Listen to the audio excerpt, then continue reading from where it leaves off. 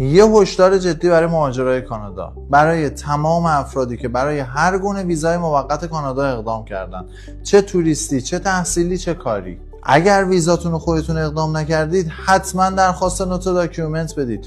الان چند نفر رو اومدیم بررسی کردیم، طرف اصلا یه کارمند بوده تو ایران داشته کار میکرده، مدارک گوشتن گفتن این دندون پزشکه یا پزشکه یا فلانه، براشون مدرک سازی کردن، پول زیادی هم نگرفتن، مثلا طرف $1000 گرفته ولی مدرک سازی کرده. من نمیدونم برای چی این کار کرده، براش ویزای توریستی گرفته. حتی اگر ویزای توریستی تو اقدام کردی و ویزا نشدی تو اون شلوغ پلوغیای پالیسی ایرانیا، حتما درخواست نوت داکیومنت بده. شاید حتی محروم شده باشی بهت نگفته باشن.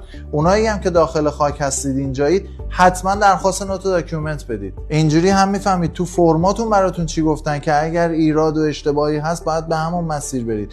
هم میفهمید چه مدارکی براتون گذاشتن که برای هر گونه تمدید یا اقدام مجددی مشکل خدایی نکرده برخورد نکنید. خودتون راحت میتونید درخواست نوت داکیومنت بدید. کلمه لینک رو کامنت کنید، براتون لینکش رو میفرستیم، خودتون راحت اقدام کنید، درخواست نوت داکیومنت بدید، مدارکتون رو ببینید.